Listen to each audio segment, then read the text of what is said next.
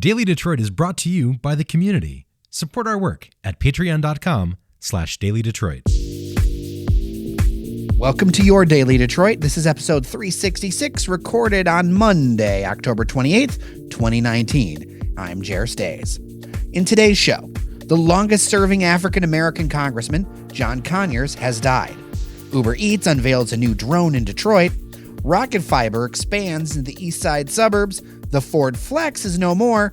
And Sven Gustafsson talks with an expert about all the lead that's showing up in drinking water across the Detroit region and what's ahead for us. John Conyers Jr., the longest-serving African-American member of the House of Representatives, died on Sunday in his Detroit home at the age of 90. The death was confirmed by Detroit police, as well as his wife and former Detroit City Councilwoman Monica Conyers in various reports.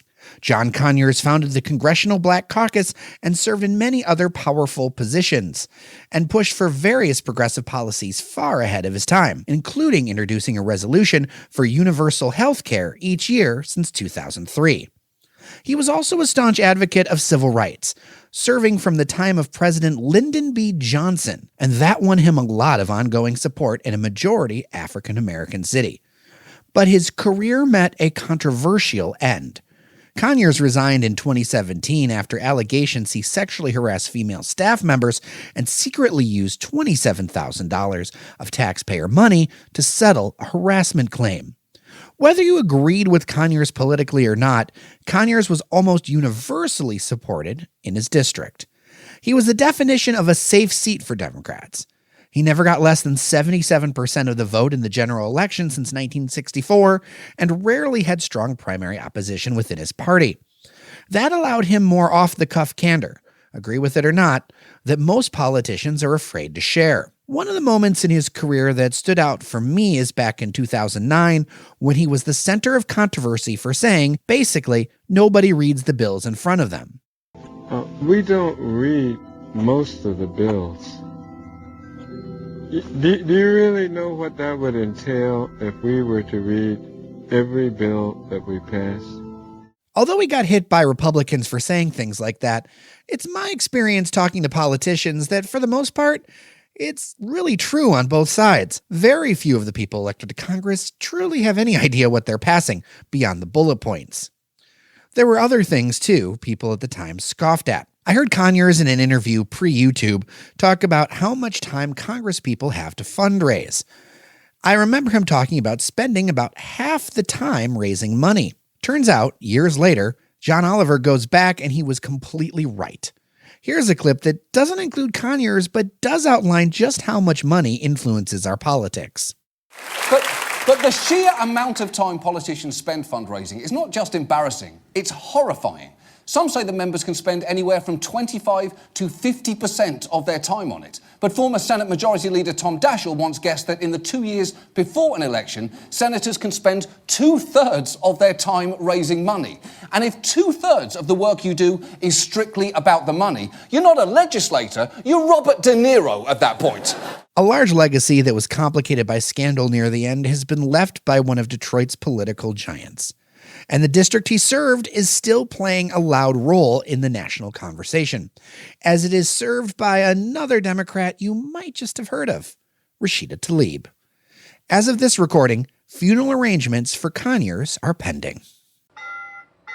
Speaking of that 13th congressional district, there is a new poll out from Target Insight with some early numbers according to Deadline. They looked at a hypothetical three-way Democratic primary race. In it, Rashida Tlaib commands 51% support, with Wayne County Sheriff Benny Napoleon polling at 23% and Detroit City Council President Brenda Jones getting just 8%.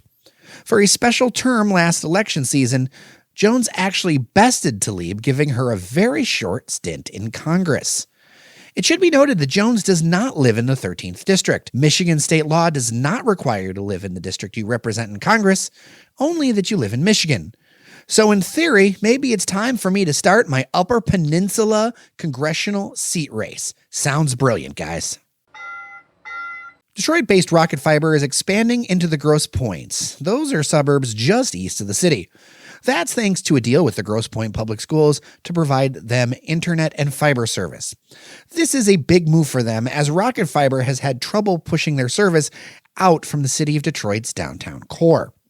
The company claims that the fiber network Rocket Fiber will build will deliver more than 3 times the speed of their current provider.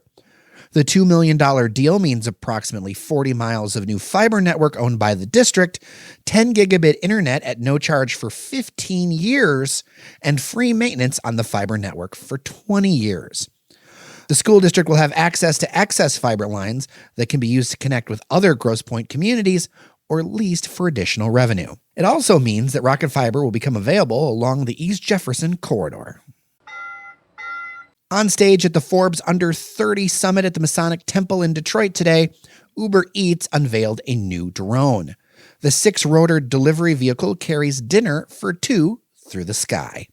Get this, it can also rotate its rotors so it can fly forward more efficiently. It has a round-trip delivery range of about 12 miles and a max range unloaded of 18 miles. And it can handle winds up to 30 miles an hour. The drone will operate below 400 feet to comply with existing laws. The drone, that's technically part of the Uber Elevate division that includes on-demand helicopter trips, would not be visiting your house, though. Instead, the drone would go to a staging area where then a driver would deliver the food to you. The drone will be tested next summer in San Diego. The Ford Flex crossover SUV is no more after 11 years on the market. The boxy design has been very polarizing among consumers. Also at the end of the line, the Lincoln MKT. Both vehicles are built at Ford's Oakville assembly plant in Ontario, Canada. There's no word yet about how many workers will have to be shifted or lose their jobs. The move isn't surprising, as Ford previously said they're going to get rid of much of their lineup to focus on trucks and pure SUVs, with the only car they'll build being the iconic Ford Mustang. My 2 cents? The vehicle looked like a modern art bread box and had a loyal following, but let's just be honest, it never sold like they thought it would. Joining us by phone is Elin Betanzo. She's founder of Safe Water Engineering, a consulting firm in Royal Oak. Betanzo is a drinking water expert who formerly worked for the EPA and helped uncover the Flint Water Crisis. She currently works with the city of Detroit on its lead service line replacement program and other initiatives. Elin, a lot of cities involved here: Birmingham, Oak Park, Highland Park, Melvindale, White Lake, all of them have issued water advisories about lead content in the water. Why are we suddenly hearing all these notices? And, how concerned should people who live in those cities be? Well, Michigan revised its lead and copper rule in 2018 and created several new requirements that are much more stringent than the EPA lead and copper rule, which we had been using in Michigan up until now. We found that that EPA rule is pretty weak when it comes to lead in drinking water, and that's part of what happened during the Flint Water Crisis. It just wasn't a good enough rule to detect what was going on in Flint. So Michigan decided to revise it, and we've got several new requirements around water sampling. So now we are sampling water in a way that better detects the range of lead that might be in our drinking water, so we can have a better understanding of what we might be drinking in our homes so that we can take precautions so that we don't have to drink lead. So some of these are sampling in homes that have lead service lines. The water utilities need to sample at more locations that do have lead service lines. And they have to collect more samples in each individual house with lead service lines. They have to take 2 samples in those homes, and this is doing a better job of detecting lead in the drinking water. So what do these action advisories mean, essentially? In this area, we have not had any change in our source water. We haven't had any significant change in water treatment. That's part of what happened in Flint to allow that Flint water crisis to happen. But what it does mean is we have the same water quality that we've had for quite a while. We do have our water treated with corrosion control, but what it means is there's actually more lead in the water that we might be drinking in our homes than we were previously measuring with compliance. So the safe level of lead in drinking water is 0 parts per billion, and that's set by the EPA. That's a goal because it's very hard to achieve.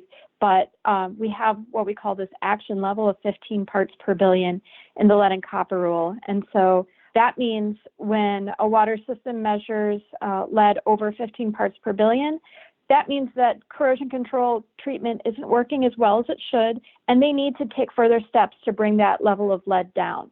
So what we want to drink in our homes is zero. So if there are homes that are measuring between 0 and 15, and especially when they're measuring over 15 parts per billion, it means we should be taking precautions in our homes, especially if we have older plumbing and or lead service lines. Yeah, so that brings up a good question. I mean, how can residents protect themselves if they, go down to their basements and discover, yes, I do have a lead service line?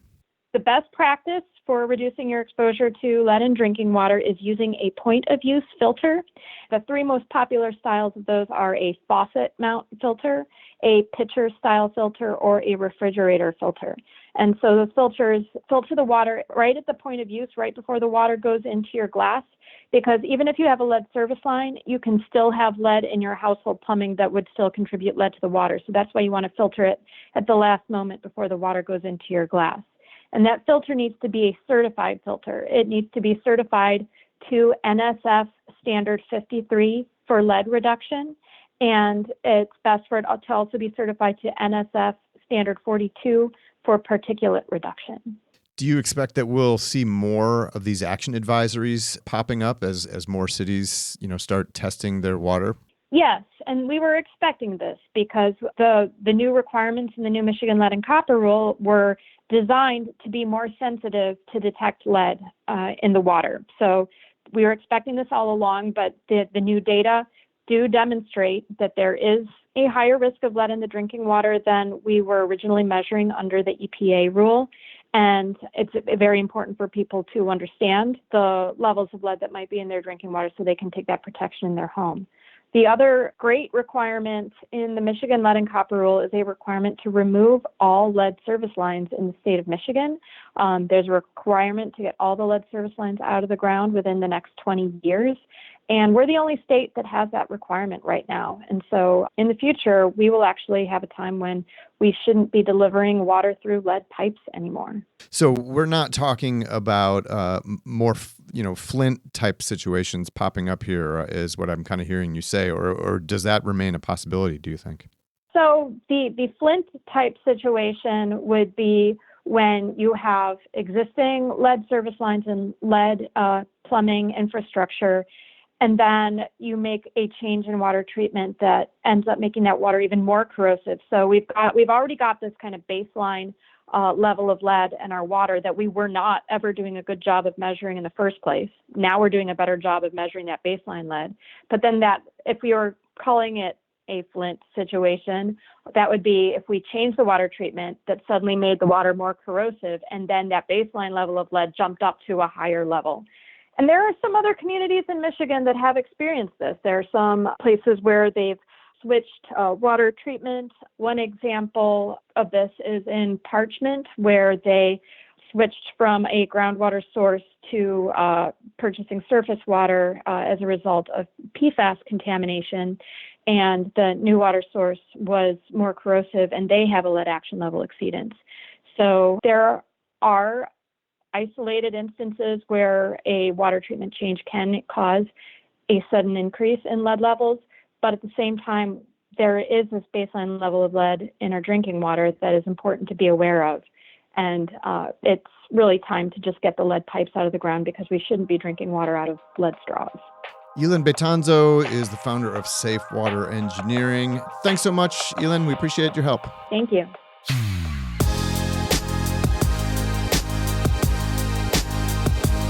All right, that'll do it for today's Daily Detroit. If you like what we're doing, be like Rick, who became a member over the weekend. People power is the best way to push Detroit's conversation forward, so join us at patreon.com/Daily Detroit. And thank you. Also, a note, we'll be podcasting live at TEDx Detroit next Wednesday, November 6th. If you're going, come say hello. Look for the shield. I'm Jer Stays. Take care of each other, and we'll see you around Detroit.